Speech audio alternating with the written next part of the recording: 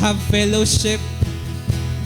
This is a day that the Lord has made, and we will rejoice and be glad in it.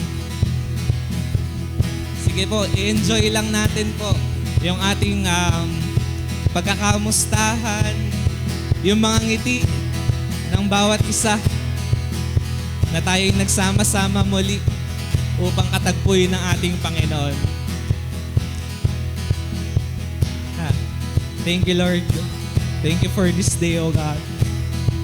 Sa mga nanonood sa atin sa Facebook Live, masaya po kaming makita kayo na nagtitake part sa aming service na ito.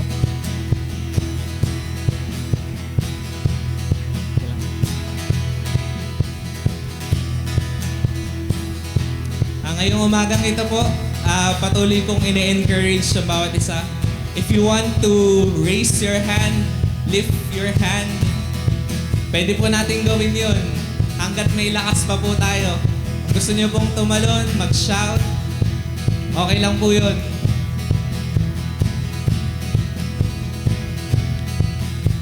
Sige po, samahan niyo po akong awitan ng ating Panginoon. Awitin po natin yung napakabuti ng ating Diyos. Dahil patuloy siyang mabuti sa ating mga buhay. Amen po ba?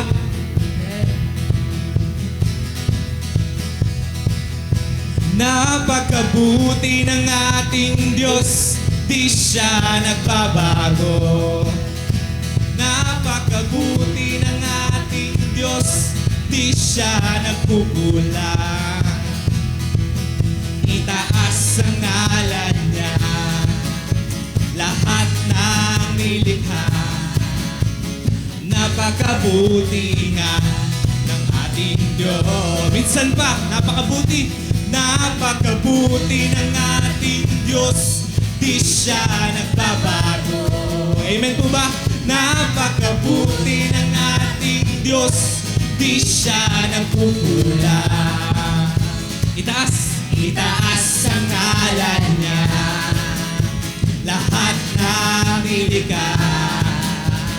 Napakabuti nga ng ating Diyos.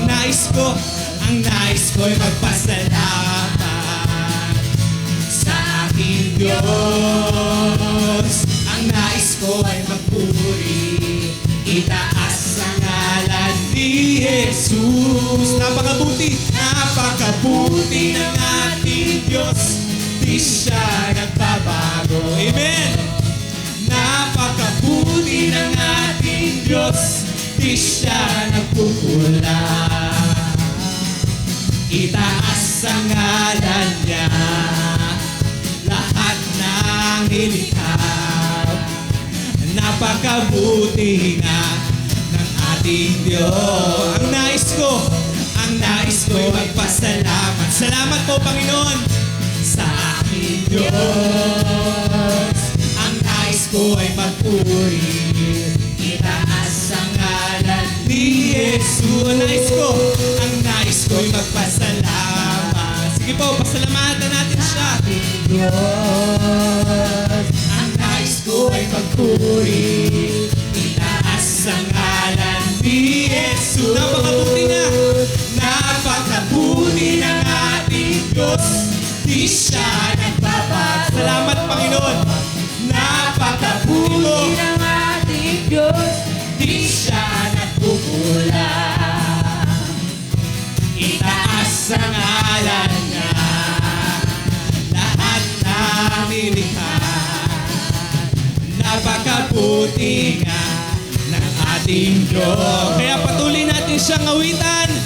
May galak, may saya, may tuwa sa piling ng Diyos. Amen po ba? Sapagkat hirap na puso ay naglalaho. May awit, may sayaw, at papuri para sa Diyos. Nahatid ng puso, pinagpala ng lubos. Kaya ang handog niya ay kapayapaan. Handog niya ay kagalakan. Handog niya ay kalakasan sa bawat puso nagpapagal. Kaya't ang awit ng papuri, awit ng pasasalamat, at ang awit ng pagsamba ay para lang sa Kanya. Ay para lang sa Kanya. Saan pa? Awitin natin, may galak. May galak. Sige po.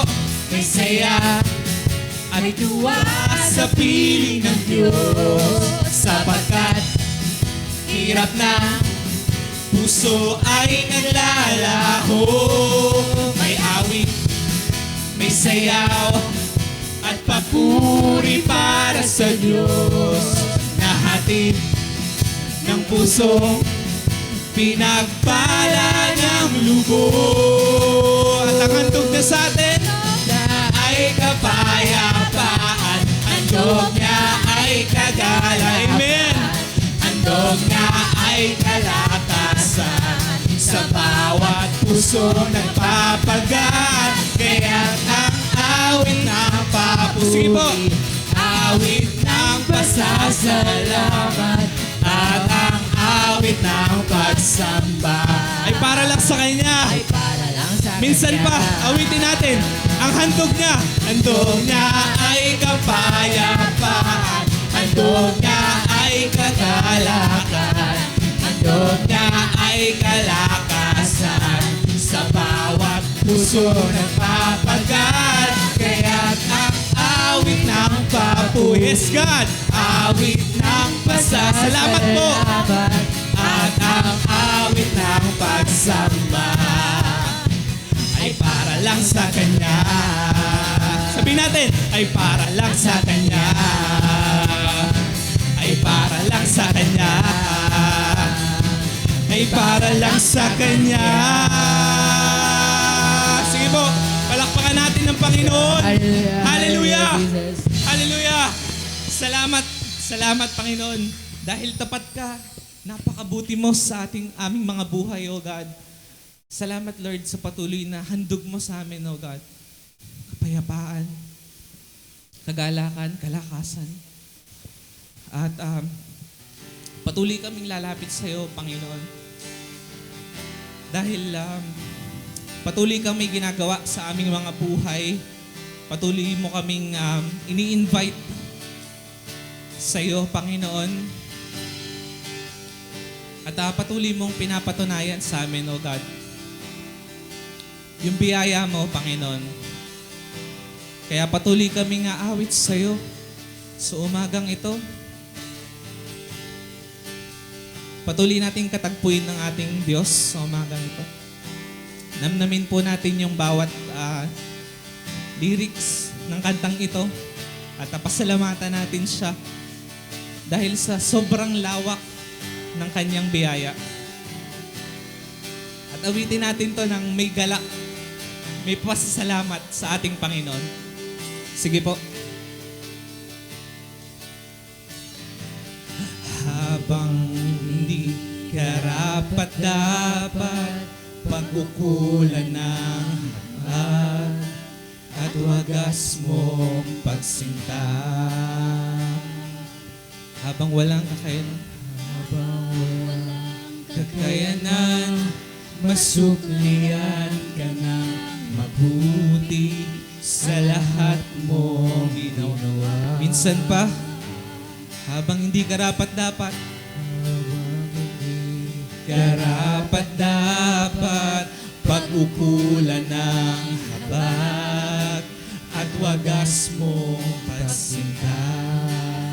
Habang hindi karapat-dapat, habang walang kakayanan, masuklian ka ng mabuti sa lahat mong ginawa. Yakap mo ako sa aking karumihan. Inibig mo ako nang di kayang tumbasan. O Diyos ng katarungan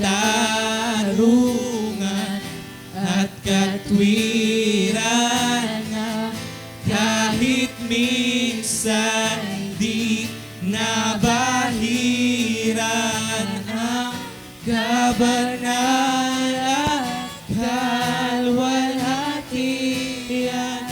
Salamat sa sukdulang biyaya mo. O Diyos ng O Diyos ng pag-ibig na mas malawak pa kaysa aking mga pagkakasala. Higit pa sa buhay ko, salamat sa susukulang biyaya mo. Maraming salamat po, Panginoon.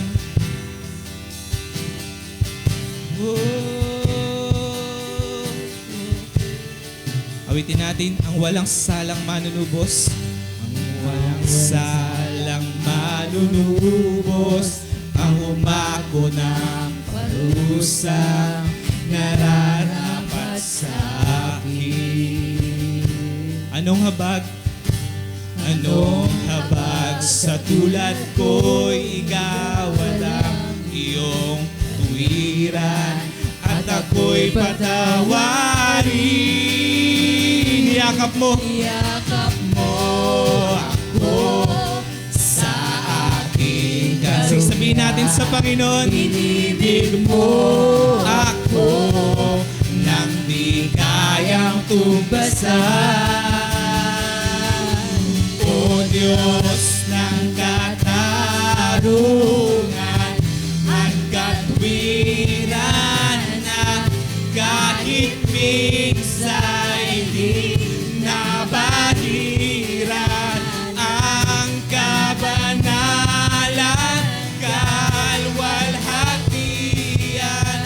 Salamat sa sukdulang biyaya mo, O Diyos ng pag-ibig na mas malawak pa kaysa aking mga pagkakasala. Higit pa sa buhay ko, salamat sa sukdulang biyaya mo. Patuloy tayong lumapit sa ating Panginoon. Pasalamatan natin siya sa patuloy niyang ginagawa sa ating mga buhay at sa patuloy na pagpapakita ng kanyang biyaya sa atin. Salamat sa sukulang biyaya, O Diyos ng pag-ibig na mas malawak pa kaysa aking mga pagkakasala. Higit pa sa buhay ko, salamat sa sukdulang biyaya mo.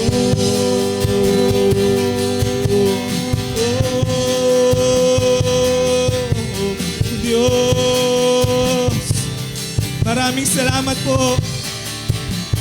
Hindi namin makita, Panginoon. Hindi namin maunawaan kung gaano kalawak yung biyaya mo sa amin, Panginoon. Pero patuloy kaming magtitiwala dito, O God. Patuloy ka naming aawitan, O God. Sabihin natin, niyakap mo ako sa aking karunya. Inibig mo ako nang di kayang minsan pa. Niyakap mo ako sa aking karumihan. Inibig mo ako nang di ka. Niyakap mo. Niyakap mo ako sa aking karumihan. Inibig mo ako nang di kayang tumbasan.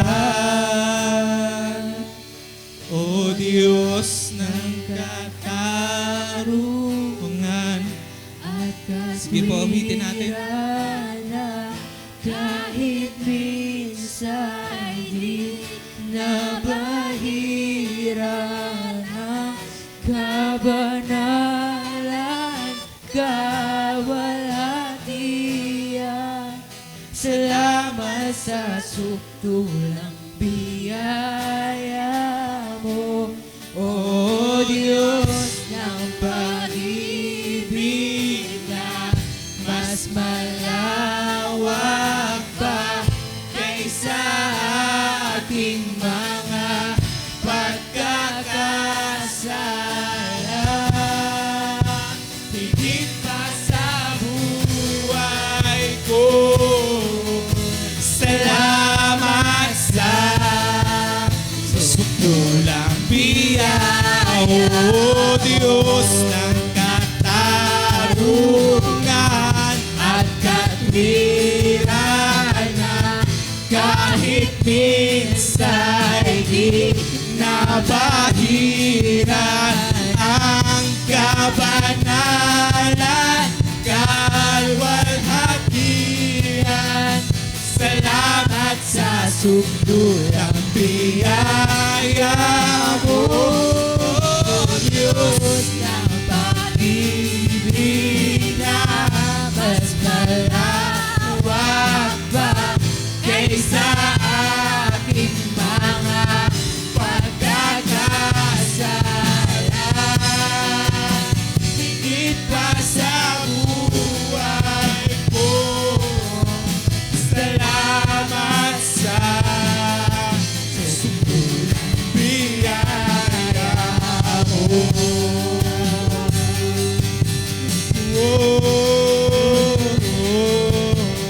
Salamat sa sukdulang biyaya mo.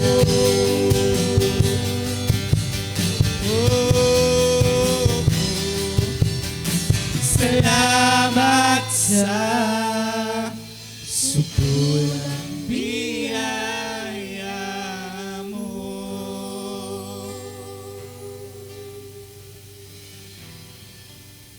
Hallelujah, God. Maraming salamat po, Panginoon. Dahil may pagkakataon pa rin kaming magpuri sa iyo, God. And just want to thank you, God, for what you have done for us, oh God. And that grace, oh God, sobrang lawak, Panginoon. Kaya maraming salamat po, Panginoon. Hindi po sapat yung aming mga tinig, oh God, upang ma-describe, mapasalamatan ka. Pero ito po yung kaya namin gawin, Panginoon. May lift yung pangalan mo, patuloy na magpasalamat sa iyo. Dahil napakabuti mo, Lord, sa aming mga yung katotohanan, Panginoon. The devil, the enemy, always give us lies, Panginoon. But we know that the truth will always prevail. In Jesus' name we pray. Amen. Amen.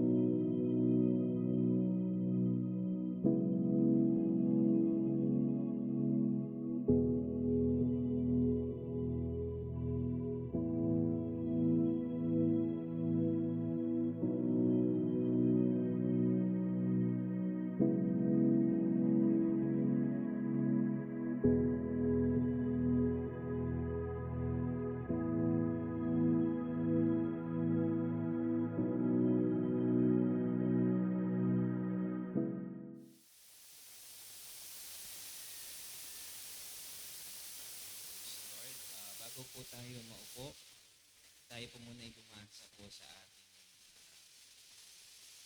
sa scripture para po sa pag-aaralan natin ngayong umaga ito.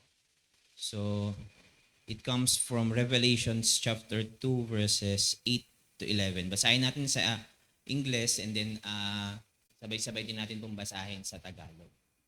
To the church in Smyrna, to the angel of the church in Smyrna write, these are the words of him who is the first and the last, who died and came to life again. I know your afflictions and your poverty, yet you are rich. I know about the slander of those who say they are Jews and are not, but are a synagogue of Satan. Do not be afraid of what you are about to suffer. I tell you, the devil will put some of you in prison to test you, and you will suffer persecution for 10 days. Be faithful, even to the point of death, and I will give you life as your victor's crown. Whoever has ears, let them hear what the Spirit says to the churches. The one who is victorious will not be hurt at all by the second death. Sa Tagalog, at sa mga anghel ng at sa anghel ng iglesia sa Smyrna, isulat mo, ito ang sinasabi niya sa una at huli, na namatay at nabuhay. Alam ko ang iyong pagdurusa at ang iyong pagiging dukha, bagaman ikaw ay mayaman. Alam ko ang paninira sa iyo ng mga nagsasabing sila ay mga Hudyo, ngunit hindi naman, kundi isang sinagoga ni Satanas. Huwag kang matakot sa pagdurusang malapit mo ng maranasan. Mag-ingat kayo dahil malapit ng itapon ng diablo ang ilan sa inyo sa bilangguan upang kayo ay subukin. At sa 10 araw ay magdurusa kayo. Maging tapat ka hanggang kamatayan at igagawad ko sa iyo ang korona ng buhay. Sino mang may pandinig ay makinig sa sinasabi ng Espiritu sa mga iglesia.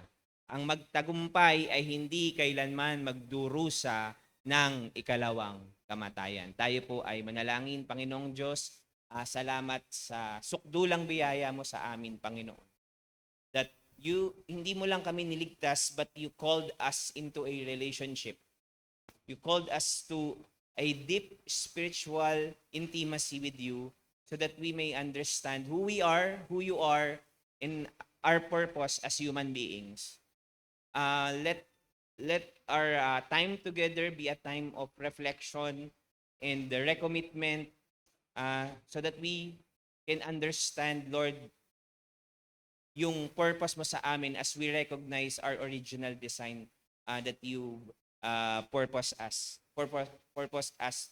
to become, Lord. And salamat, Panginoon, na mayroong mga ganitong pahayag, mga ganitong sulat upang magbigay ng example sa amin at makita namin also ano yung mga dapat naming matutunan doon sa mga unang simbahan na nauna sa amin, Lord. Salamat, Panginoon.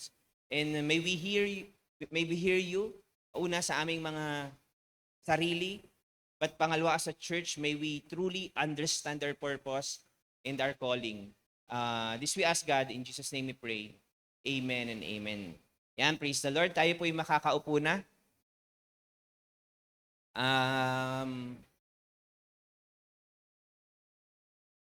So bago po ang lahat, salamat po sa bawat isa na nakibahagi sa ilang araw na wake at saka din dun sa interment ni Lola Iska.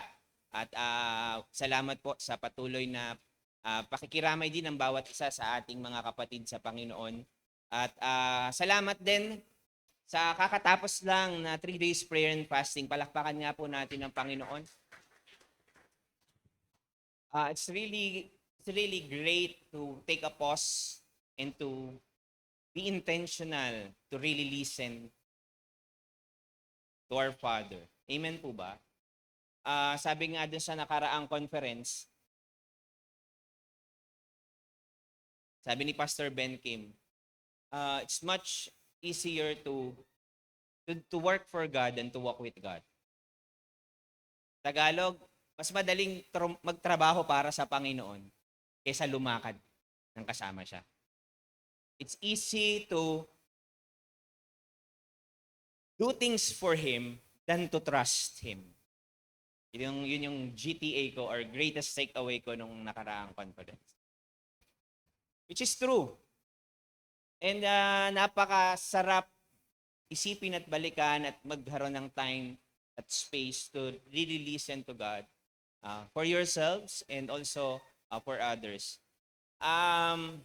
Naalala ko ang isang kwentos at this is a good illustration on how the Lord wants us to have this yung ma-experience yung intimacy with Him.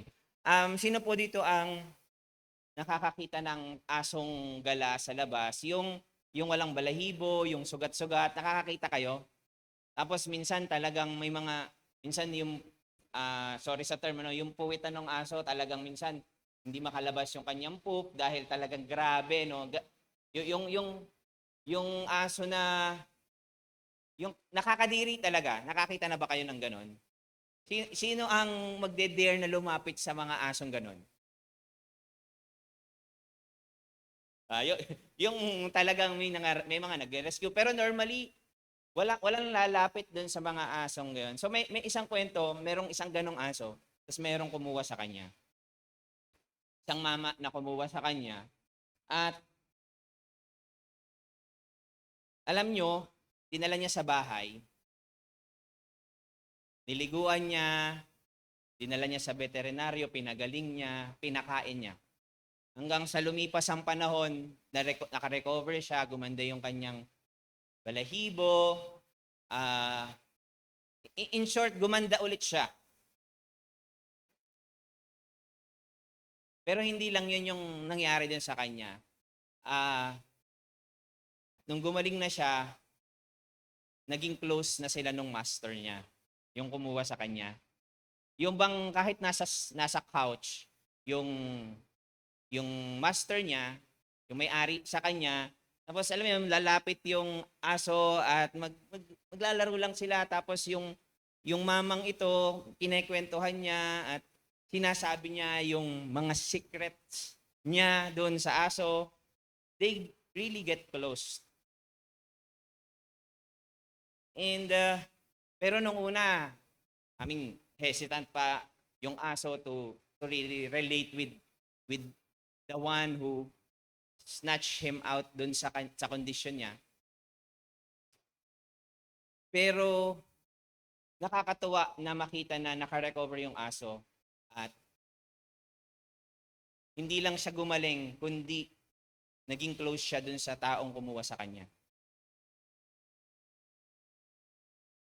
And same thing with us. I'm not saying aso tayo. Di tayo aso. I'm just making an illustration. But what I'm saying is we are as dirty as that dog because of our sin. And yet God, kahit dun sa pinaka-nakakadiring sitwasyon ng ating mga buhay, kinuha niya tayo. At hindi lang yon, pinagaling niya tayo. Pinapakain niya tayo. Ginagamot niya tayo hanggang sa bumalik yung original na pagkakadisenyo niya sa atin. At hindi lang yon, hanggang sa maging close tayo sa ating Ama sa langit at marinig natin yung puso ng Diyos. That's intimacy. Kaya every time the master is saying, catch the ball, the dog run fast to catch the ball. Anong ibig sabihin nun? Obedience is not out of obligation and duty, but of delight.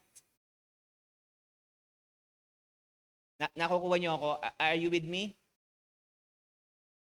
How's our intimacy with God? Or nakakita na ba kayo ng isang aso? Tumuka. Sinuka yung pagkain. Tapos kinain ulit yung sinuka. Nakakita na kayo? Ha? Anong gusto nyo? Yung isang asong nakikipag-relate dun sa kanyang master. Yung isang asong receive, kumakain, pero isusuka yung kinain. We sometimes live a kind of life like the second dog. Pinapakain tayo ng Diyos, finifeed niya tayo ng mga spiritual na mga bagay, and yet, sinusukan natin. Tapos kakainin ulit natin na hindi naman na ew. Diba? At ang prayer ko is, we get close to God and we hear His heart, then we come follow Him, not out of obligation or duty, but because of delight. Because ito pong ating serye about sa 7 churches in Revelation is a call for intimacy.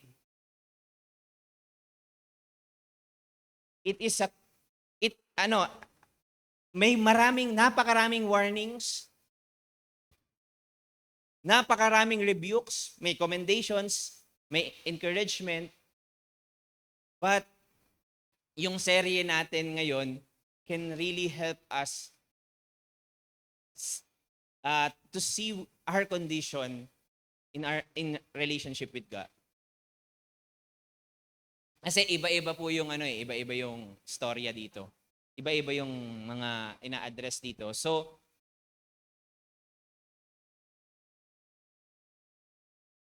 itong church na ito, sinasabi ng Panginoon, yung mga bagay na kailangan nilang i-work out in relation to their relationship with God. And ang sabi, those who has ear, let them hear. Yan yung paulit-ulit na maririnig natin sa 7 churches.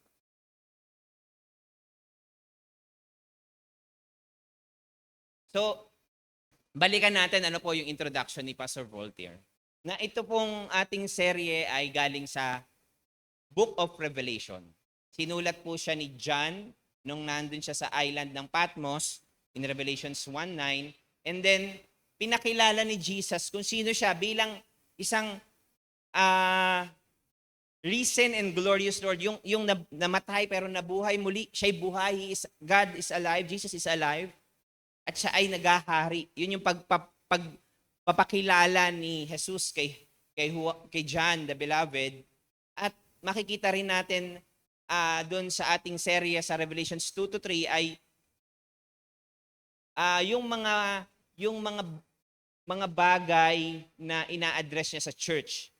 Makikita natin yung Revelation, pag sinabi nating Revelation, ang nasa isip natin yung end time events, right? Yung huling mga araw. Ano yung mga mangyayari sa huling mga araw? Pero bago mangyari yon, ang kinaugnay muna ni Jesus si John, and then sabi ni Jesus kay John, isulat mo to patungkol sa aking mga simbahan. Bago isulat yung mga mangyayari sa huling panahon, inuna ni Jesus ang kanyang simbahan. Inuna niyang i-address ang church. Jesus begins not with the world, hindi yung para sa mundo, kundi with His church. Because Jesus, before siya bumalik muli, kailangan ma-present ang simbahan na pure at walang blemish. He cleanses the church before judging the nations. That's why no wonder the church is not so perfect. Kaya mapapansin nyo na bakit ang simbahan lagi na lang divided, lagi na lang daming issues. Merong isang malaking simbahan ngayon, isang malaking denominasyon na na-break dahil yung isa nagpabor sa LGBTQ marriage.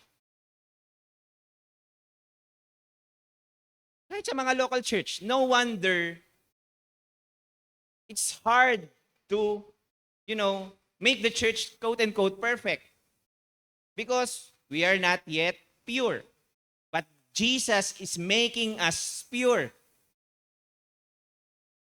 He will do it para pag dumating yung groom, nakaputi at walang bahid ang kanyang wife or yung bride, the church, his church. Diba? Kaya nga yan yung representation ng bakit tayo nagpuputi, yung mga kinakasal, di ba? Para pagdating, di ba? Ihaharap sa groom. Walang blemish.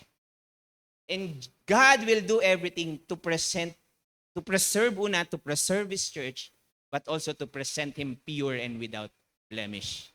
But we have a responsibility to make, which is to hear.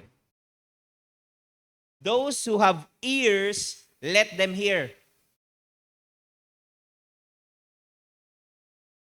So, yung 7 churches po ay totoong simbahan. Ano po? Napuntahan na nga po nila Ate Maloy at Pastor. Nasaan po sila? Ayan pala. Nakarating na sila, di ba? Wow! Sana all.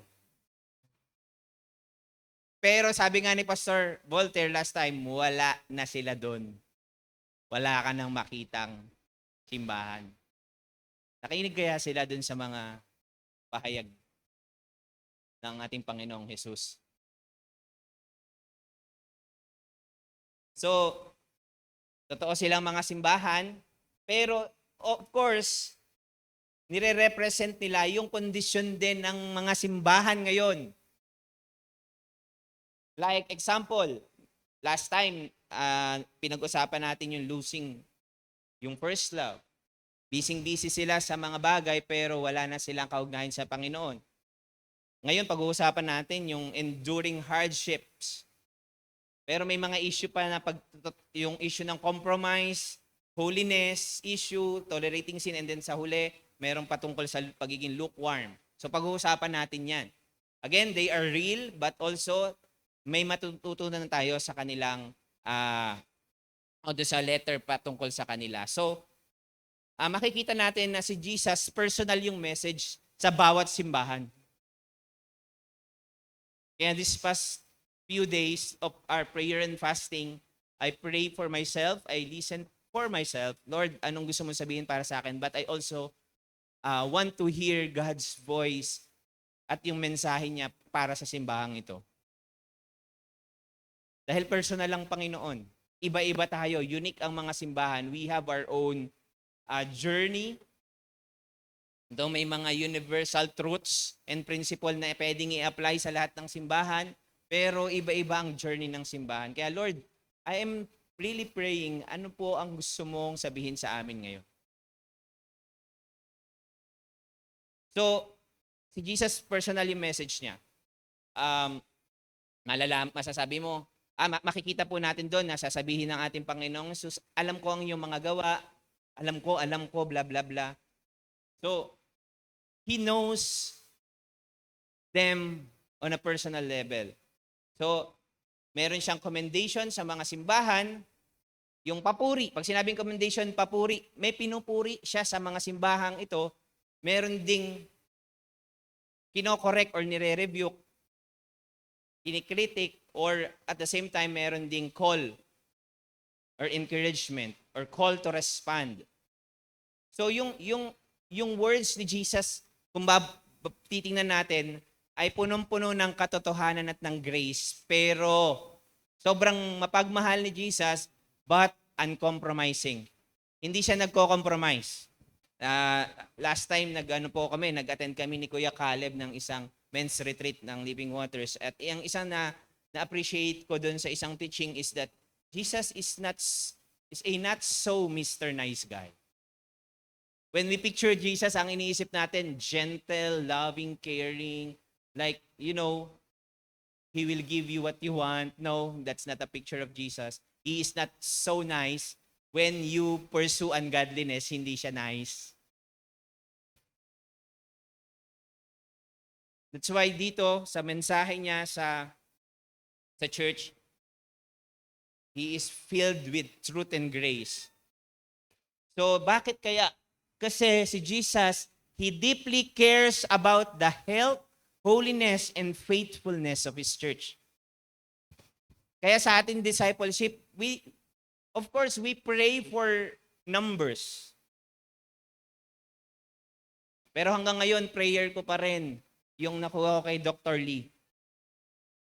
Sabi niya, don't pray that your church will be filled with people, but pray that people will be filled with the Holy Spirit.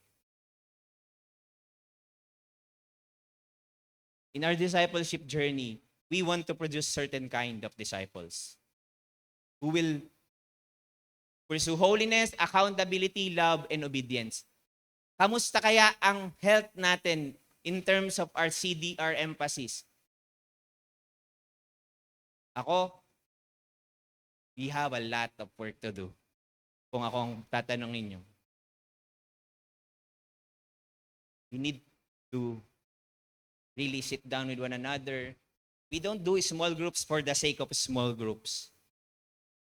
Ulitin ko naalala ko po, napanood ko yung mga clips ng PCEC. Ang PCEC po, nag-conduct ng parang Discipleship Revolution Summit, something like that sa Davao. Nito lang mga nakaraang linggo yata, or 2 weeks ago, or last week. Tapos nakapanood ko yung mga clips ng mga bishops and mga speakers. Makirinig natin din sila Bishop Peter Tanchi and all, iba't ibang speakers. Alam niyo po, naririnig ko yung sarili natin sa kanila. Walang pinagkaiba pero hindi naman tayo related, hindi naman natin sila partners. I mean, God is doing something. He don't want the church to exist. He want the church to be holy and have accountability. So, ito po yung ina-address ni Jesus. May church naman tayo diyan, okay na yan. Pero hindi, may mga issue sa church. And dumating po si Samonim Julie last conference, at ito din yung binabanggit sa amin mga pastor. Sometimes merong malaking elepante sa loob ng kwarto, ayaw nating pansinin. Ibig sabihin, meron tayong malalaking problema, personally, family, church, whatsoever, pero ayaw nating pansinin. And then we do church. We go to church, pero kamusta ang marriage life ng bawat isa? How's your relationship with your children? These are the big elephants in the room. Then we don't want to address it.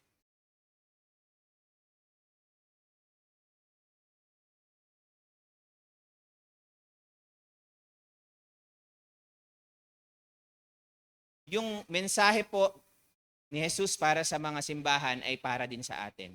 Para siyang mirror or a megaphone or isang mapa, para a mirror para ipakita nasan tayo in terms of our relationship with God. Or megaphone calling us to wake up, return, endure, and remain faithful. Or isang mapa na gabay natin para lakaran upang mag-overcome. So, kung merong key question for today, if Jesus wrote a letter to CTTP Nagkarlan, what would he say? So, isipin natin, katulad ba tayo ni Ephesus, yung church sa Ephesus, Smyrna, and the rest of the churches na pag-aaralan pa natin sa mga susunod na linggo. So, itong series natin will be a call for us to listen and respond. As we journey through each of these letters, let's ask, what would Jesus say to our church today? Anong sasabihin ng Panginoon sa ating simbahan? Pangalawa, what would He say to me personally? And am I listening to His voice? Or am I just going through the motion? Sumasabay lang tayo o talaga bang nakikinig tayo? Nasa church ba tayo para makinig?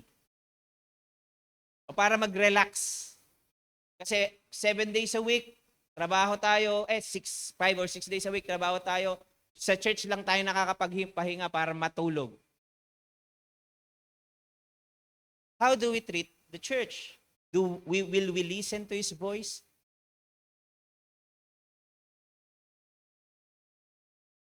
So, every letter ends with this challenge. He who has ear, let him hear what the Spirit says to the church. This is not just history. Hindi lang to history nung nakaraan sa Bible, kundi panawagan ito sa atin ngayon paano tayo magre-respond. Ulitin ko, bakit inuna yung church? Because they are first and foremost accountable to God. You say you are a Christian, now you're accountable to God. You have a greater accountability than those who do not know Christ. Pinagkaloob sa inyo ang eternal life, salvation, the love of Christ. Anong ginawa natin or anong gagawin natin sa mga pinagkaloob niya sa atin? We have to be accountable to God. So, last week, may nag-usapan natin yung church sa Ephesus, ang panawagan doon, return to your first love. Diba? So, ang papuri ng ating Panginoong Hesus, alam ko ang inyong pagiging matibay at pagiging tapat sa paglilingkod.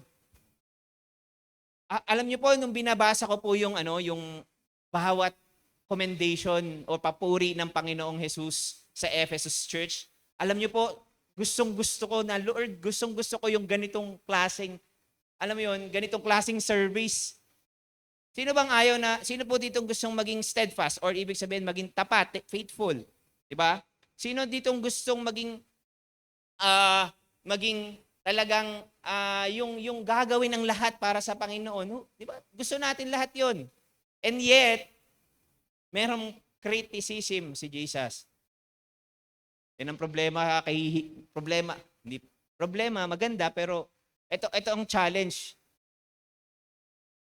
Wala tayong maitatago kay Jesus. Makakalusot tayo dito.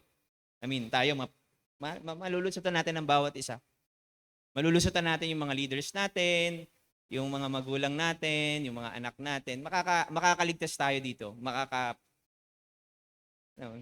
May mga bagay na makakalusot. Pero kay Jesus, wala tayong lusot. Kita niya, biruin nyo, kita niya yung lahat ng pagpapagal at katapatan ng simbahan, pero kitang-kita niya yung nasa loob. Nabubulok. Walang pag-ibig.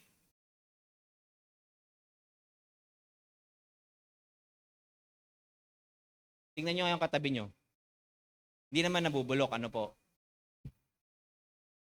Hindi mo makikita, honestly. Pabata daw ng pabata. Mga taga CTTP nagkarlan daw, ang bata daw tingnan. Wow. Hindi daw pabulok. Pero ang point ko lang is, mahirap makita, tama ba? Pero kay Jesus, walang takas. Hindi porket ako bilang pastor ay napipreach sa inyo at nabe-bless kayo by the grace of God, but you don't know my heart. What's really inside. At nakakahiyang ipakita minsan. Kung magkakaroon tayo ng isang movie at ipapalabas sa isang oras lahat ng nasa mind nyo, for the past week, makikita lahat. Papayag kayo?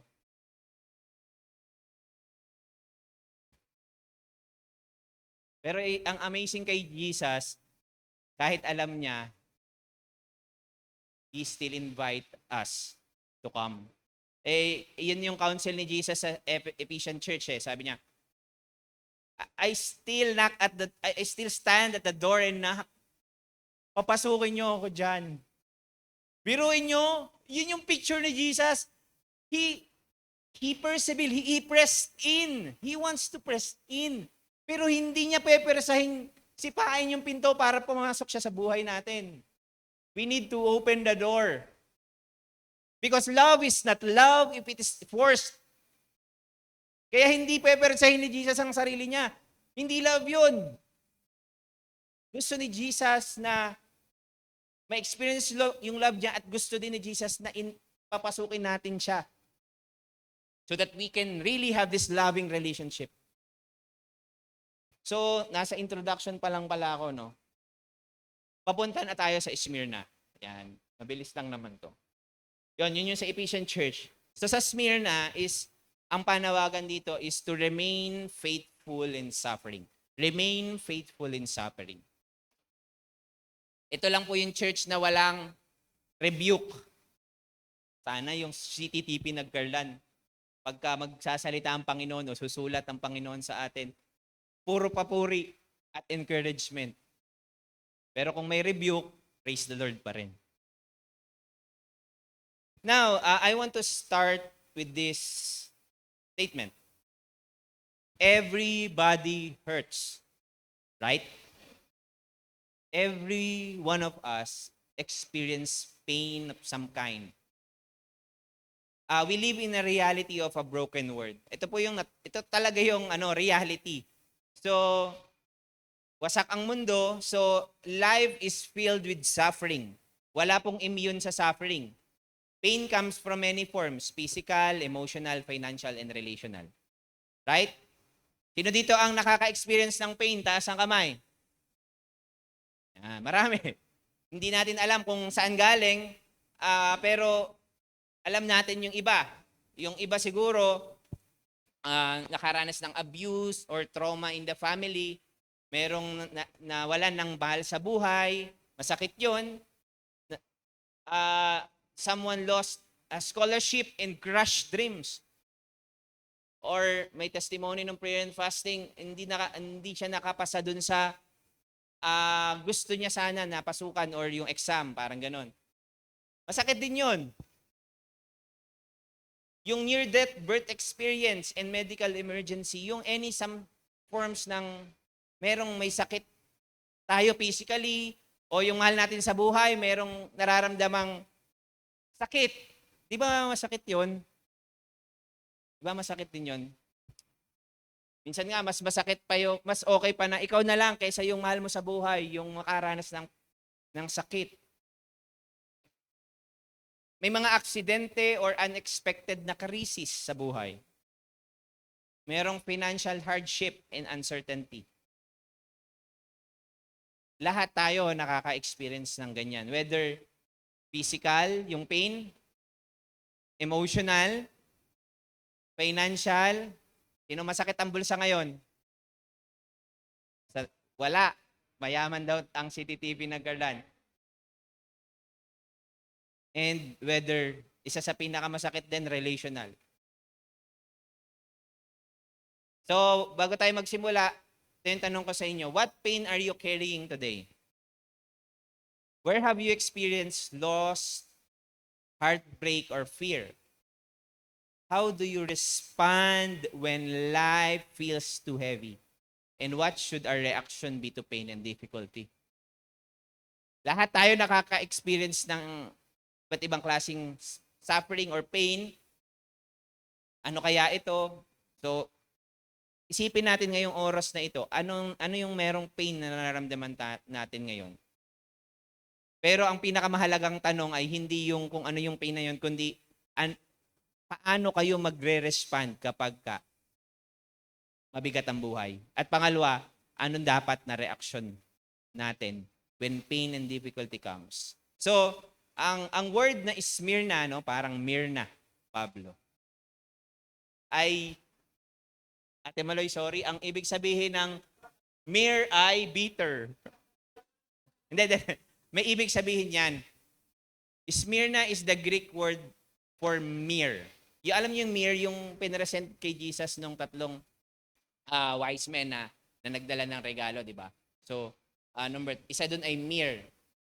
Ano ba yung myrrh? Ang myrrh ay isang maliit na prutas. Prutas siya, ang sabi sa iba, yung gum resin obtained from trees. So galing siya sa puno na kasing laki ng pea. And it is known for fragrance it gives off when it is crushed. Yung pala, ganda. Ate Maloy, maganda po ang ibig sabihin nun, myrrh. Yung kapag kinrush mo, mabango ang lumalabas.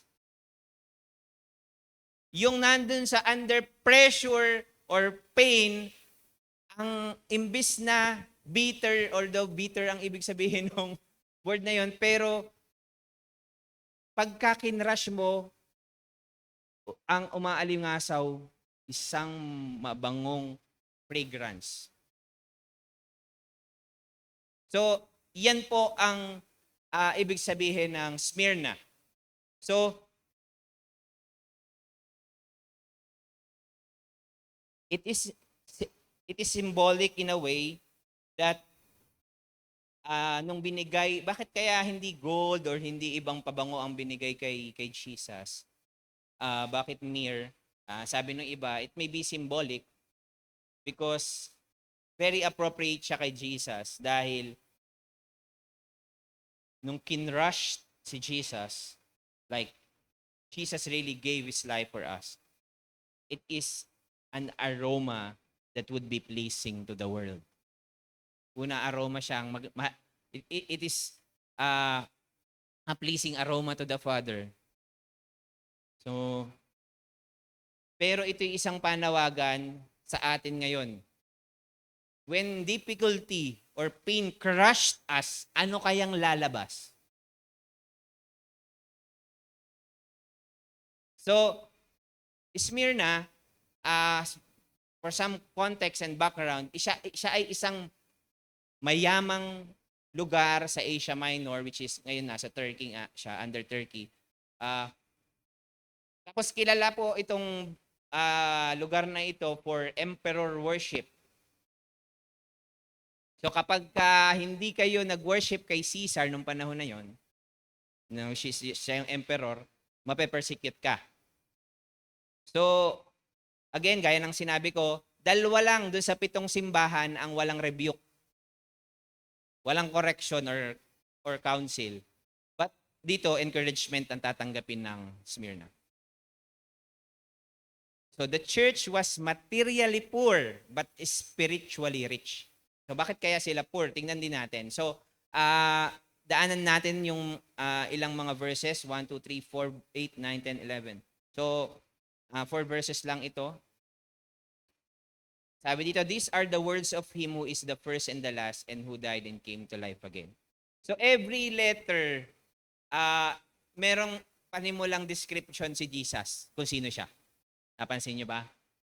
Doon sa Ephesus. Sa Ephesus, ang description ni Jesus, siya yung humahawak ng 7 stars, walks among the 7, the lampstand.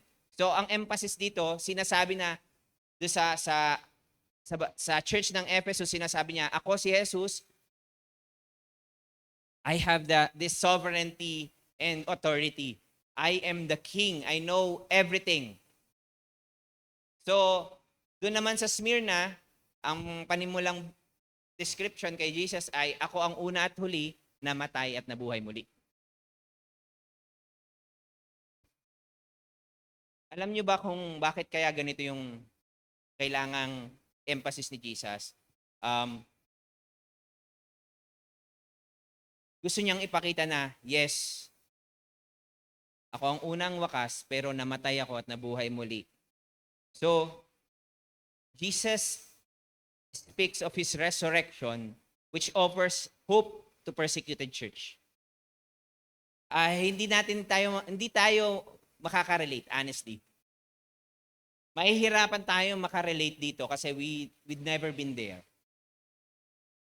Yun nandun sa life and death situation. Sino ditong nakaranas ng life and death situation? Siguro yung mga nasa abroad before, na natakot sa kanilang mga buhay dahil pag nahuli sila, yari.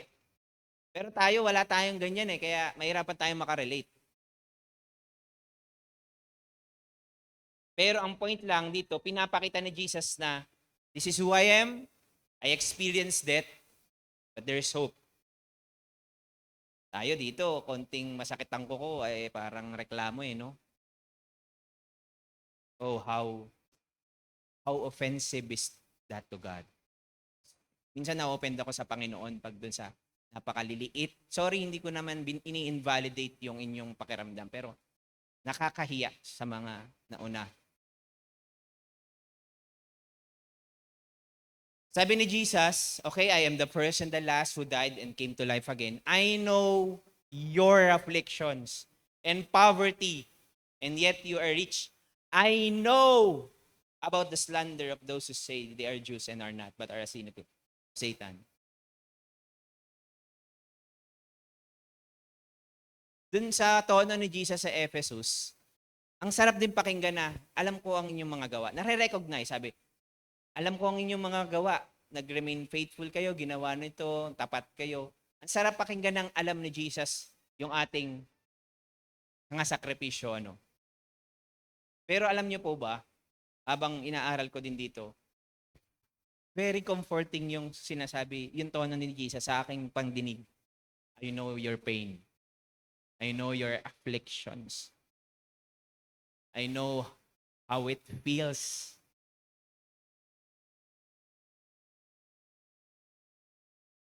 Alam mo yun, hindi nakaka-comfort na kahit hindi mo na i-share, hindi mo na humanap ng simpatsya sa iba para sa mga pains mo. Jesus knew. So yung know, I know, sabi ni Jesus, I know is a personal, intimate knowledge of their hardship. Ang sarap na may Diyos na alam ang lahat. Hindi lang dahil alam ko at nakikita ko, no. I know how it feels to be in pain and persecuted. So, yung word na afflictions, I know your afflictions, sa ibang translation, tribulations. Ito na yung pressure, yung pain, kasi nga, possible dahil nga sila'y follower ni Jesus, so may mga requirement para sumamba sa emperor, pero hindi nila ginagawa yon. So, nakaka-experience sila ng persecution. At poverty. Dahil, alam mo yun, hindi sila nagpa-participate sa kung anong meron yung lugar na iyon. So, hirap silang, kasi noon, lalo na, kapag talamak nung unang panahon, yung mga bentahan ng mga kung ano-anong rebulto or mga gamit. So, pag may mga emperor trade, siguro may mga, yung hindi hirap silang business o whatsoever dahil may limitation sila dahil hindi sila nagsasubmit dun sa emperor worship. Yun yung kanila talagang sitwasyon. Maraming pinagbabawal. So, siguro, kung i-deny mo si Jesus, okay, let's go back to business. Pero pag hindi mo dininay si Jesus, bahala kayo, persecuted ka. Maghihirap ka pa. So, mahirap sila. Persecuted na, mahirap pa. Sinong gugustuhin yon? Tayo, maulan, pero salamat, nandito kayo. Okay lang mabasahin sapatos nyo paglalakad. Pero ang sinasabi ni Christ, but you are rich. Yes, materially, poor ka, naghihikahos ka, but they have spiritual wealth. Kino-commend yun ni Jesus. So I know all of these things, sabi ni Jesus, but I also know the slander of those who say they are Jews. Ano pong ibig sabihin nito? It likely refers to hostile Jews collaborating with Roman authorities. Yung mga may term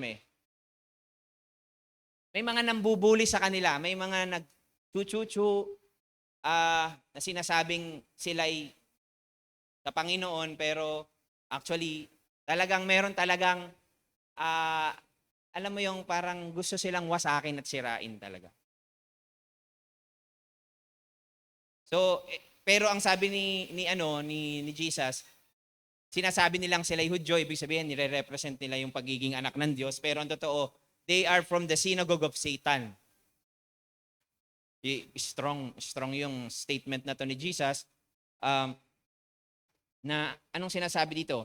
Na yung mga nag-o-oppose sa gospel ay kaaway ng Diyos. Even if religious ang appearance nito. So ito yung challenge. May mga merong mga relihiyoso doon na nag-a-appear religious at sila ay anak ng Diyos. Tapos sinusulsulan yung Roman authorities para i-persecute yung maliit na simbahan ng Smyrna. Imagine niyo, persecuted ka, binubuli ka, mahirap ka pa, susunod ka pa sa Diyos.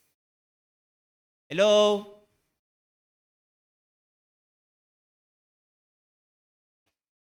Who wants suffering?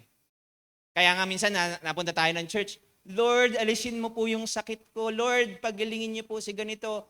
I'm saying na it's not bad. We pray for that.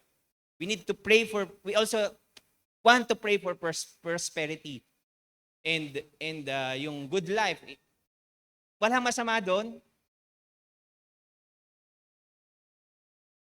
Pero napakahalaga yung maranasan natin yung suffering. Bakit? It shows us who we really are. Pero ito po muna yung ika-clarify ko kasi somehow hindi tayo makarelate doon sa persecuted church. Pero meron akong gustong bigyan ng pagkakaiba. Meron kasing tinatawag na righteous suffering versus deserved suffering. Yung nararanasan po ng Smyrna is a righteous kind of suffering. Pero maraming simbahan, maraming Kristiyano, ang kind ng suffering na nararanasan, hindi yung righteous suffering. And this makes me sad. Kundi yung deserved suffering. Bakit po? Bakit ko po nasabi? I-define natin. Suffering, righteous suffering means suffering for Christ. Yung nagdudusa ka dahil sumusunod ka sa Diyos. Suffering comes as a result of living faithfully for Jesus, such as persecution, rejection, injustice, or trial to do what is right, or trials for doing what is right. Yung nakaka-experience ka ng, naku, maargabyado ako dito kasi ayokong sumali dun sa gusto nila.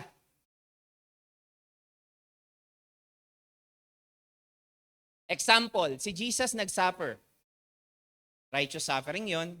Kaya dito po sa CTTP Nagkarlan, hindi po namin sinasabi na kapag ka po kayo ay naging Kristiyano, ay lahat magiging maganda. So, hindi po kasi ganun ang biblical Christianity. Paul and Apostle, nakulong sila dahil sa pagsunod. Si Peter sabi na, if anyone suffer as a Christian, sa 1 Peter 4:16, let him not be ashamed, but let him glorify God in that name. Minsan may nagtanong, bakit ganun? Kung kailan naglilingkod na ako sa Panginoon, bakit nararanasan ko tong bigat na to? Maraming pwedeng isagot, pero ang isang sagot doon ay, marahil noon wala kang pakialam, ngayon may pakialam ka na. Una, wala kang pakialam sa kasalanan, makasakit ka ng iba, gawin mo tong mga pandarayang ito, mga lunya ka, mag-fall ka into pornography, addicted ka sa pornography and fornication. Wala kang pakialam doon, pero nung naging Kristiyano ka na, ang hirap, nagsasuffer ka na to do what is right. Hello? And that's a righteous kind of suffering. Okay lang yun. Ang hirap para Lord. Praise the Lord, may pakialam na. May pakialam ka na sa kasalanan. Pero ang problema natin ito, marami sa atin, sa mga Kristiyano, hindi righteous kind of suffering ang na-experience, kundi deserved suffering. Ano po yung deserved suffering? Yung nagsasuffer tayo because of sin and bad choices. Suffering that results from personal disobedience or sinful choices. Nandaya ka sa exam, sa school. Di ka nahuli ka, hindi ka nakapasa. Lord, bakit naman ako nagsasuffer ng ganito? Hindi ako makakagraduate. Hello, hindi si Lord.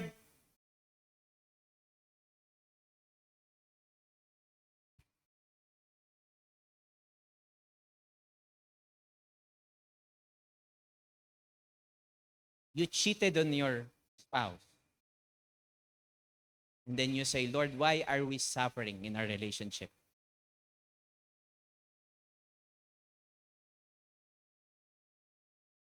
Hello, you choose to broke that relationship.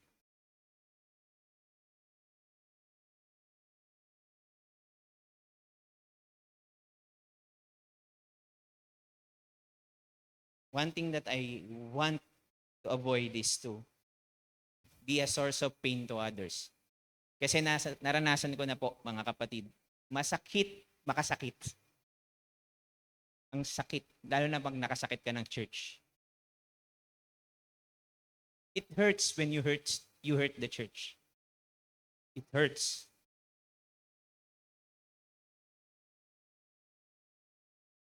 Hindi lang ikaw ang nagsasuffer.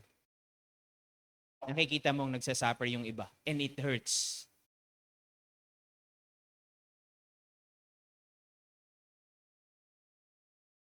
Ang prayer ko, you suffer for Christ, not because you suffer because of sin. And wag tayong malito doon sa dalawang yun. Magkaiba yun, mga kapatid. Magkaiba. Yung cause nung suffering for Christ, anong dahilan? Obedient ka sa Panginoon. Marami kang matatamaan, marami kang masasagasaan. Makaka-experience ka ng suffering. Pwedeng external opposition. It's okay. Dahil ang purpose nun, marerefine yung faith mo. Pero ito yung masarap sa suffering for Christ. Ito, pag-isipan nyo mabuti. When you make a sacrifice for the Lord, kahit masakit, kahit painful, kahit may opposition and rejection, hindi ba ang saya? Ewan ko, may inward joy akong nararamdaman every time I experience that na hindi ko ma-explain. Pero yung suffering because of sin, wala akong maramdamang joy kahit na ano. Punong-puno ng guilt and pain and grieving and sorrow. But praise the Lord, sometimes God allows that to happen so that we will really return and repent. So when we suffer for Christ, ang response is to rejoice and endure. But when we suffer because of sin, we need to repent and turn to God. So ang outcome ng suffering for Christ is reward and growth. Reward and growth. So ang suffering because of sin, of course, disobedience. Pwedeng ang source, internal failure, deep within, rebellion. Pero, praise the Lord, kung nagsasuffer tayo, kung somehow tinatapik pa rin tayo ng Panginoon kasi gusto niya tayong i-correct at i-disiplina so that we will repent and turn to God. Ito yung nakakatakot. Kapag hinayaan tayo ng Diyos sa mga kasalanan natin, nakakatakot yon. We don't want to see our lives doon sa direction na yon. That God would not touch us and gave us up to our self-centeredness. But, of course, ang context ng Smyrna is righteous suffering. At ang encouragement sa kanila ng Panginoon ay, do not be afraid of what you are about to suffer. I tell you, the devil will put some of you in prison to test you, and you will suffer persecution for 10 days. Be faithful even to the point of death, and I will give you life as your victor's crown. So, this is a call to faithfulness.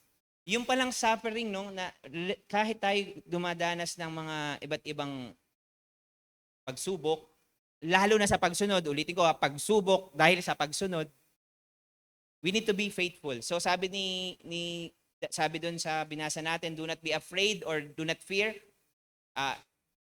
Ito yung divine command. So we are commanded not to fear. Even though I believe na nung time na yung Smyrna, sobrang fearful nila. But God gave them a command. Tapos sinabi pa ng Panginoon, the devil is about to throw some of you in prison. So, ang pinag-uusapan, Roman Empire, yung mga religious groups, pero ang sinabi na ang term na ginamit, devil. So, Satan is behind persecution. So, wag po nating isipin na gusto ng Diyos talaga na magdusa tayo. There is so much brokenness in this world. The devil is at work.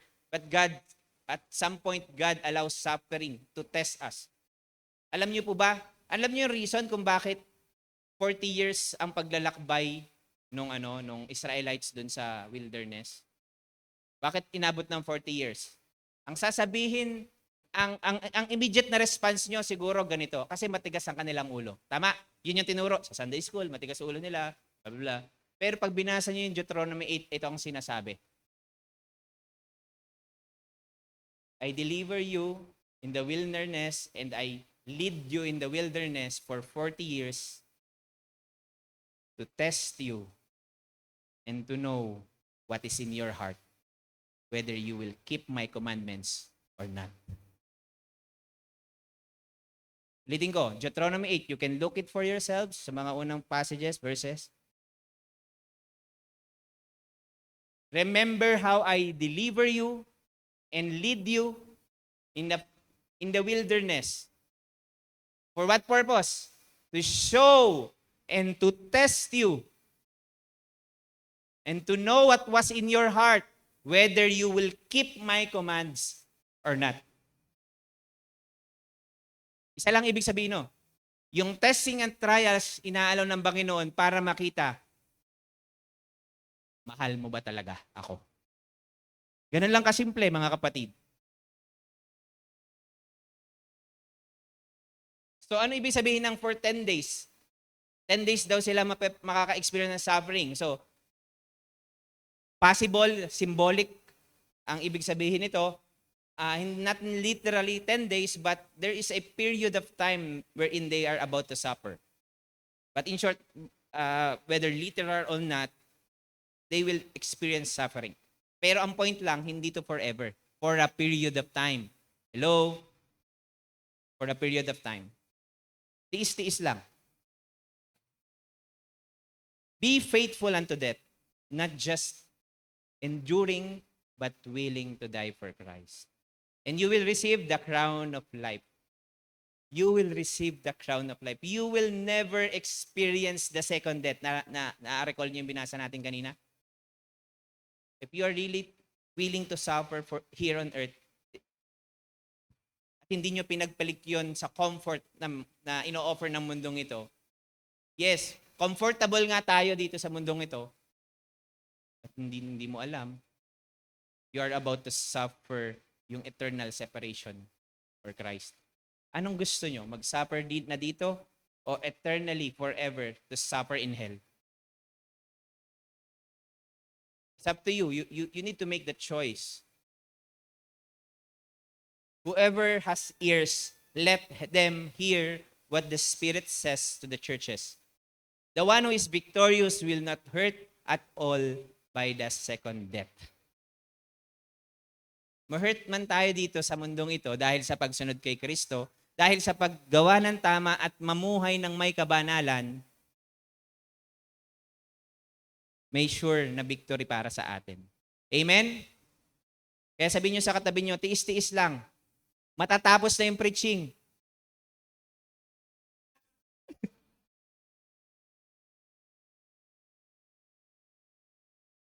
The promise to the overcomer. Tawa ko sa sarili ko. He who has ear, let him hear. So it is a universal message na hindi lang para sa Smyrna, kundi para sa ating lahat na mag-persevere through suffering by faith. So, things to ponder. Ano yung mga pwede nating points na take away ngayong umaga? God allows suffering but remains sovereign over it. Alam niya. Minsan, sa paglilid ng D-group or paglilid ng simbahan, di ba? Parang, Lord, bakit naman ganito? Minsan, ganyan ang tono ko kay Pastor Volter, bakit na lang laging ganito? But He is sovereign. I know, sabi ni Jesus, I know. I know your pains.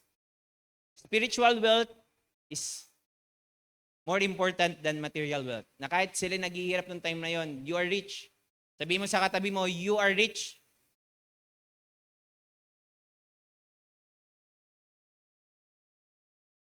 Ang totoong success po ay ganito. Hindi yung dami ng nagawa natin para kay Kristo, kundi gaano tayo naging tapat sa Kanya. Amen to that.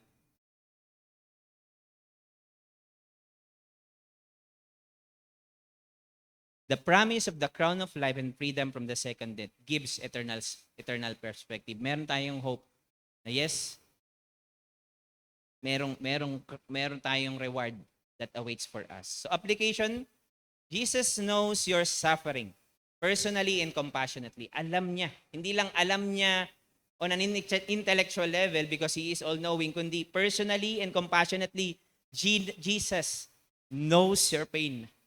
How comforting it is.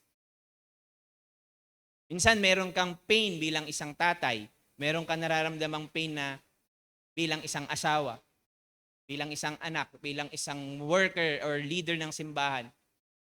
Ang daming pwedeng maging cause ng pain and yet Jesus knows it all. How comforting it is that Jesus knows your pain.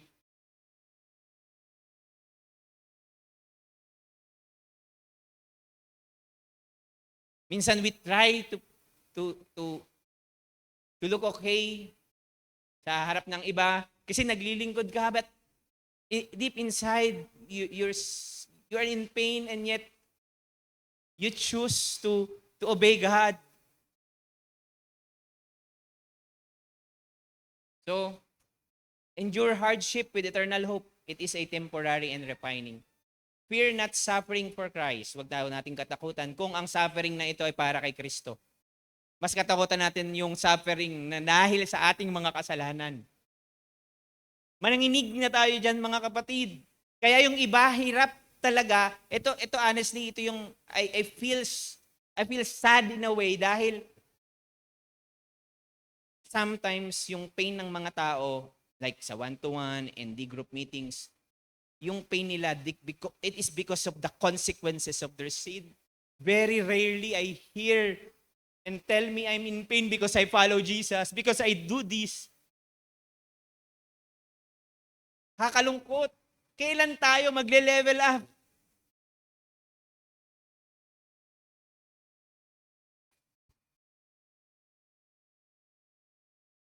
Kailan tayo mas magiging kagamit-gamit sa Panginoon? To be a disciple is to deny ourselves. Alam nyo ba,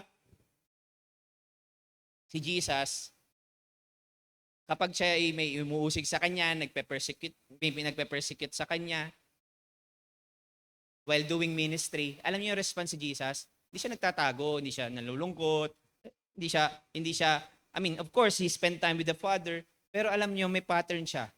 Every time he is persecuted or insulted, he go to a place and heal somebody.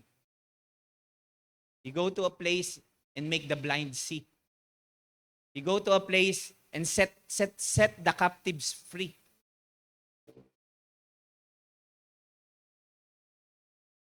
Come to think of it, Jesus is not threatened by persecution, by insult, by suffering. He goes somewhere and heal somebody. Ang sarap po nun, honestly, when you have your own worries, you have your own pain, you have your own needs, and yet you choose to listen to a person who is also has a need and in pain and has a problem, and you help that person to know Christ and grow in Christ. Alam niyo kung amazing doon? Jesus know your pain. Siya ang bahala doon. Siya ang bahala doon. I have so many testimonies right now, kaya lang wala na akong time. But I tell you, Jesus knows. To the believer under pressure, you may feel poor, small, or persecuted. But in Christ, you are rich and Jesus is your pain. Lalo na yung pain na yun is because you follow Christ and you choose to do what is right before the Lord. Do not fear. Even death cannot defeat you if you remain faithful. He has already overcome, and so will you. So bilang challenge, ito po yung gusto ko pong maging challenge. Papipiliin po natin ang bawat isa sa atin. Choosing your hard. What kind of hard do you want? Waking up early to work out or feeling exhausted and unhealthy? Sino dito ang merong physical goals? Steps. Walking, jogging. Mahirap ba i-disiplinahin yung sarili? Sa gym, mahirap. Ako, minsan, simula lang yan, 2 weeks. Diba? Mahirap. Anong mahirap? Gumising na maaga, mag-workout, mahirap din yan. Pero yung lagi kang feeling exhausted tapos unhealthy, kasi lagi ka lang din nakahiga, wala kang ginagawa, you don't move. then you always feel depressed and unhealthy because you don't have exercise. So, mahirap mag-exercise kasi kailangan ng disiplina o mahirap din na naging obese ka na, kakahiga at kakakain. Mamili kayo kung anong hirap ang gusto nyo. Choose your heart. Having tough conversation to fix relationship or living with resentment and distance. Ano ibig sabihin? Yung kailangan kong kausapin si kapatid or kailangan kong kausapin siya, kaya lang ang hirap. Baka ma-open siya, kaya lang may ginagawa siya kasalanan, kaya lang ang hirap. Nakita ko siya ganito, kaya lang ang hirap. Narinig ko, ganito, may sinasabi siya. Ko-confront ko ba? Ang hirap. Na-open ako sa sinabi niya, ang hirap. O mamuhay ka na alam mo yung maraming bagay and yet you choose not to be accountable. And nakikita mo yung consequences. Offended ka. Ayokong sabihin. Kasi baka mahirap na. Pero mamuhay ka naman na punong-puno ng bitterness and resentment. Tapos lumalayo ka lang din sa mga tao. Choose your hard. Either way, it is hard. Budgeting money with discipline. Sinong nahihirapang mag-budget? Taas ang kamay. Wow, praise the Lord. Ako, hirap ako mag-budget, lalo na kulang sa budget. Mas mahirap mag-budget ng kulang sa budget, di ba?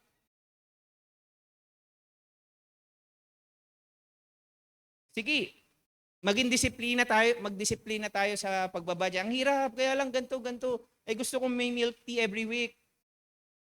Gusto ko may Starbucks once a week. Discipline.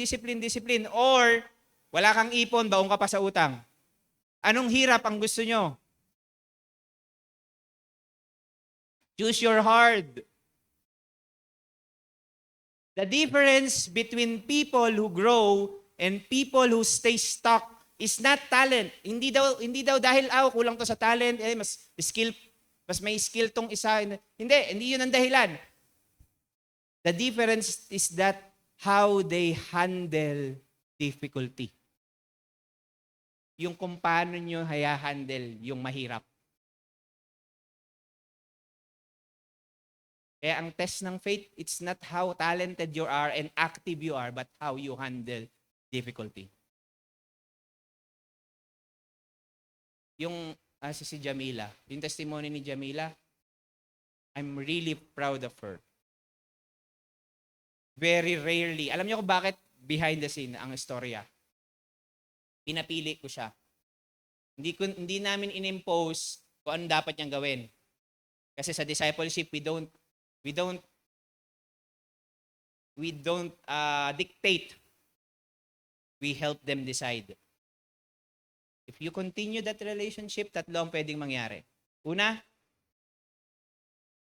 nagsiserve ka habang in a relationship.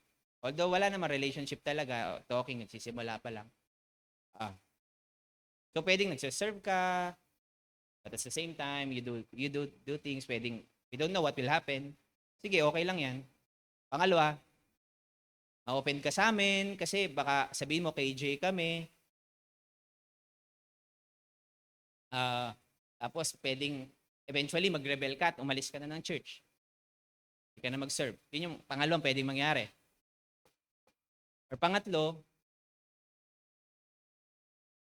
you decide to cut it off and then focus on your studies and spiritual growth. So you choose. It's up to you. Alam mo yung nakaka-touch, sabi niya, ayaw daw niya na, hindi daw niya makita yung sarili niya na hindi nagsiserve sa church na to. So wala na yung option number 2. And but ang amazing is right after that meeting, yung kinabagbigan, she chose to obey. Very rarely na-encounter ko yun, mga ganun tao. And I am expectant that she will grow. It's hard kahit hindi niya magets. Pero we need accountability, Ate Abby. Ito yung namimiss ko. I thought sa una okay na. Then I Hindi na ako nagtatanong ng question sa mga susunod na mga linggo at buwan. Na-assume ko na. So I also need to learn how to ask questions for accountability because we are always prone to make mistakes, but we need accountability. So, growth is hard. Sabi mo nga sa katabi mo, growth is hard. But every path has its pain. So, it's hard to follow Christ, but it's also hard not to follow Christ. Sabi nga ni Samuel Julie last year yan. Choose your heart. You don't get to skip difficult. Hindi mo naman maiiwasan kahit saan ka naman pupunta, lahat mahirap. Huwag ka nang huwag kang manghingi ng madali, huwag kang maghanap ng madali. Ang itanong mo at hanapin mo, ano yung worth it? Huwag kang maghanap ng madali at kung saan yung mas madaling daan. Dahil walang madaling daan. Lalo na kung susunod ka sa Panginoong Jesus. Pero ang tanungin mo sa sarili mo, is this worth it? Pag umarap ka sa Panginoon, anong masasabi kaya mo bang sabihin sa Panginoon, Lord, I have lived a full life without regret. A life na may meaning at may joy in following and serving you. You are now making your path towards that, or you are not making your path towards that. It's up to you. It's your choice which path to take. So tayong lahat ay tumayo, and God is continually inviting us to a kind of life that is meaningful, na may purpose, at So, let us pray. Father, thank you for our time together. Salamat po sa church sa Smyrna na nakita po namin yung kanilang pagdurusa, pagtitiis. Pero salamat, Lord, dahil nakita namin that you really care for us. You are not distant. Na kahit minsan, yes, we feel pain, hardships, and suffering, but you're not distant, Lord. You know our pain personally and compassionately. And you invite us to remain faithful no matter what. Thank you, God. Sa umagang ito, ang prayer ko na kami pong lahat na narito ay talagang maging isang disciple-making church who would really remain faithful na kahit anong hardship and difficulty na harapin namin ay malagpasan namin. We've seen this church for a long time na people come and go. Leaders come and leave. Lord, we want the kind of disciples who will go and make disciples. Who will deny themselves. Who will suffer for you not because of sin anymore. We don't want to suffer, Lord, because of our sinful and bad choices. It hurts, Lord. It hurts.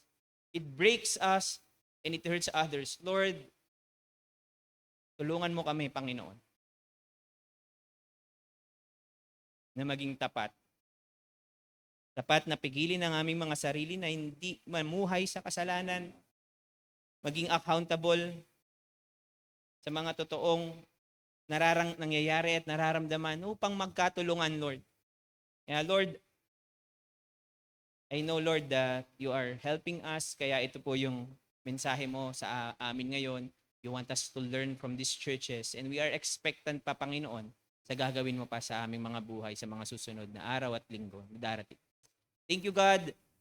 Salamat, Panginoon, na ikaw po ay sinabi ng Panginoong Jesus na siya ang una at ang huli, na siya ay namatay at nabuhay na muli. And because of that, we had hope. We had hope na anumang klase ng pain na naranasan namin ngayon dito sa mundong ito is nothing compared to the worth of knowing Jesus Christ our Lord. Thank you, God. Thank you, Lord. Sa iyong papuri, sa pangalan ni Jesus. Amen and amen. Amen po. Patuloy na katulad ng Smyrna Church, even though they are suffering, they continue to choose to be faithful and to come to Christ. And napaka-comforting po na malaman na Jesus knows what we are really experiencing and kung ano talaga yung nararanasan natin. And kaya sa oras na ito, patuloy na lumapit ulit tayo sa ating Panginoon. Patuloy na awitan natin siya. Makinig tayo through this song of worship. And patuloy na kaugnayan natin ang Panginoon sa umagang ito. Sige po. Dear Jesus, worship you, God.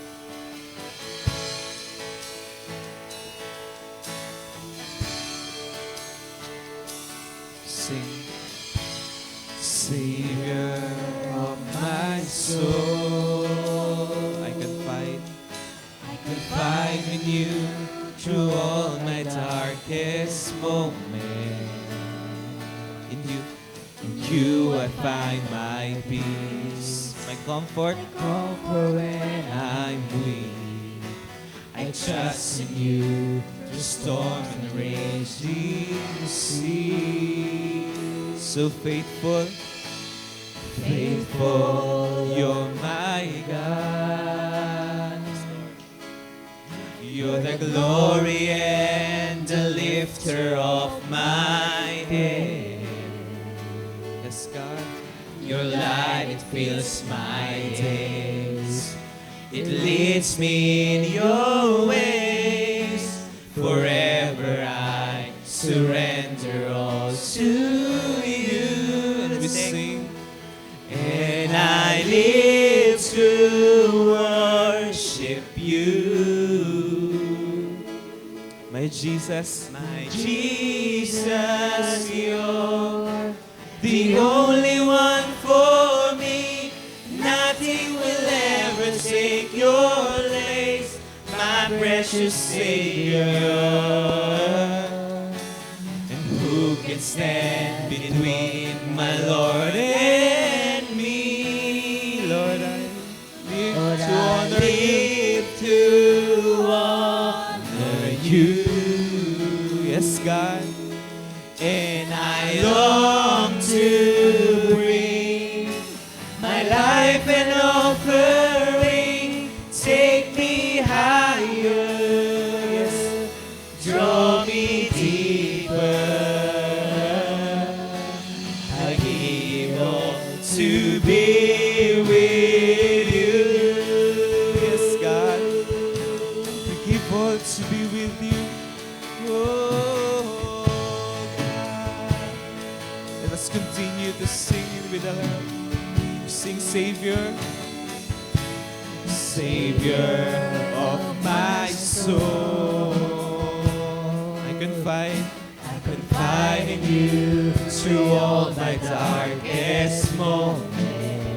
Yes, God, thank you. In you I find my peace, my comfort when I'm weak.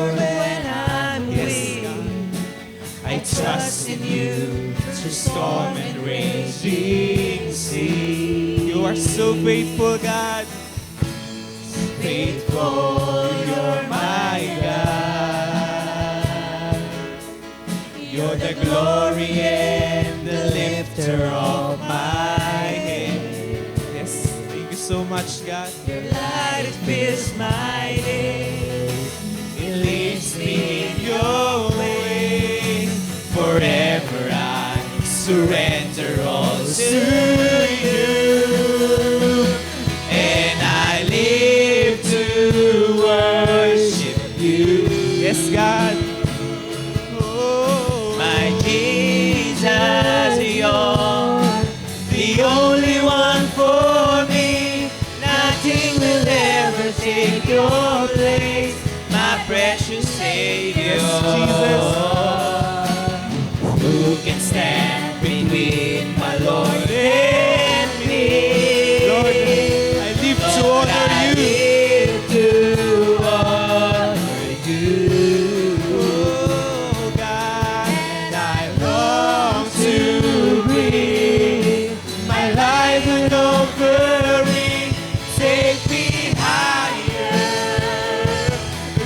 Draw me deeper. I live all to be with you.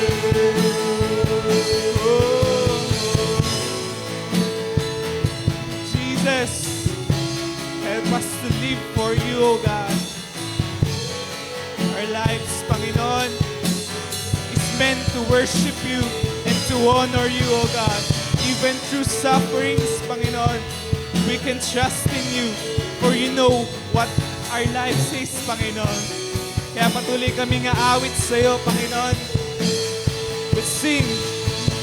And I live to worship you.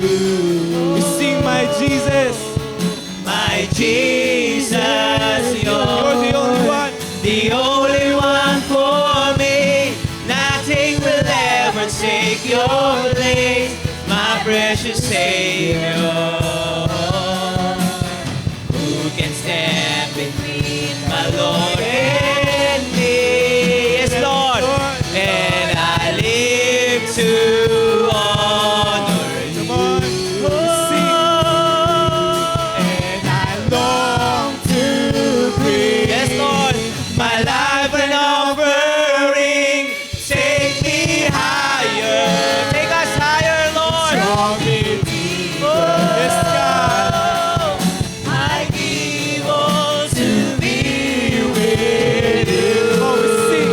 And I live. And I live. Worship you, Jesus. Yes, God. My Jesus, you're the only one for me. Nothing will ever take your place, my precious Savior. We sing. Who can stand between my Lord and me? Lord, I live to honor you. Yes. And I long to bring my life an offering. Take me higher, draw me deeper. I give all to be with you. Sing. Take me higher, draw me deeper. I give all to be with you. Sing one more time. Take me higher, draw me deeper. I give all to be with. For the last time we sing, take me higher.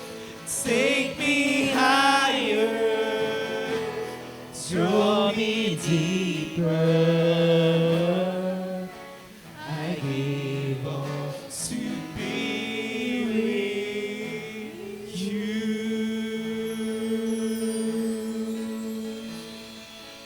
At ngayon, purihin natin ang Diyos.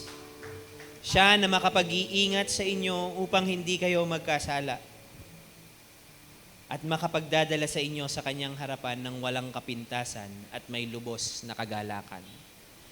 Siya lang ang Diyos at tanging tagapagligtas sa pamamagitan ng ating Panginoong Heso Kristo. Sa kanyang kapurihan, karangalan, kadakilaan at kapangyarihan mula pa noong una hanggang ngayon at magpakailanman. Amen and amen. Purihin natin ang Panginoon.